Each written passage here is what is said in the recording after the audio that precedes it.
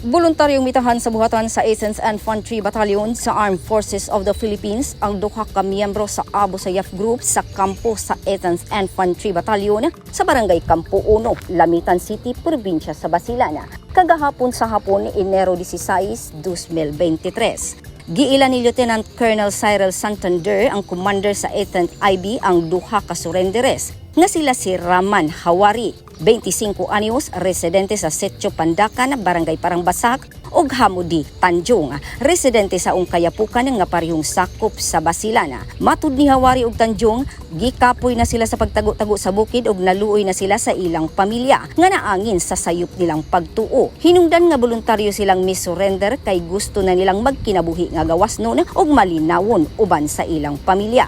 Matud pa ni Hawari, wala nay mas maayong kinabuhi kung makig-alayon sa gobyerno o gawas nun nga makig-uban sa ubang mga tawo nga walay gikahadlukan ug dili kinahanglan nga magtago-tago. Gidayeg ni Lieutenant Colonel Cyril Santander ang duha ka mga surrenderer nga nagpakita og kaisog dili sa pagpakig-away kundi kaisog sa pagdawat sa kausaban sa kinabuhi ug bag-ong dalan nga ilang pagalakwan. Ang duha nagpasalamat usab sa gobyerno sa mainiton nga pag-abi-abi niini ug sa pagsaad niini nga tabangan ug giyahan sila hangtod nga makabut nila ang kinabuhi nga ilang gipangandoy. Nanawagan usab ang duha sa nahabiling mga sakop sa grupo nga bag-uho na usab ang ilang kinabuhi dili para sa ilang kaugalingon kung dili para sa kaayuhan sa katawhan ug sa ilang pamilya.